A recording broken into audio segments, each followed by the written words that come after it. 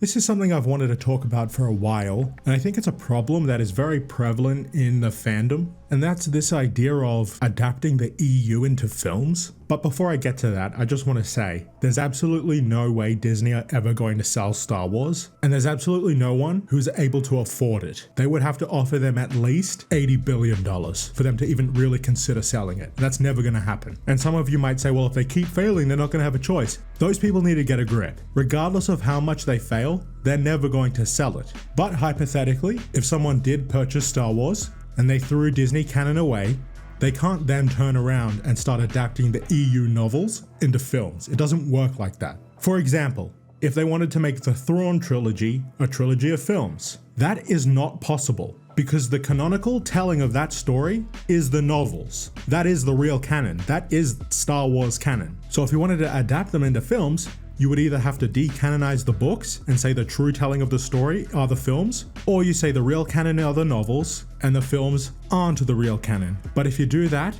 then there's no point in making the films in the first place. Adapting a novel into a film is not the same as, say, adapting Revenge of the Sith into a novelized version of that story.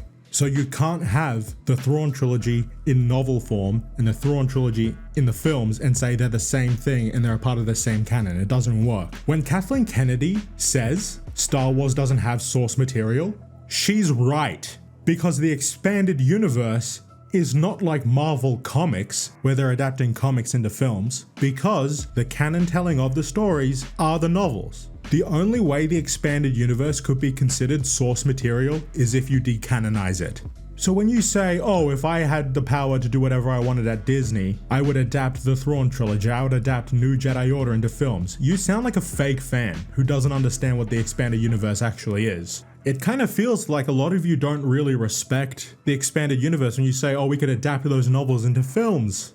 That's fucking dumb. And unfortunately, sooner or later, Disney are going to figure out how to get everyone back on their side. They're going to figure out how to convince the fence riders that Disney have saved Star Wars, that Star Wars is back.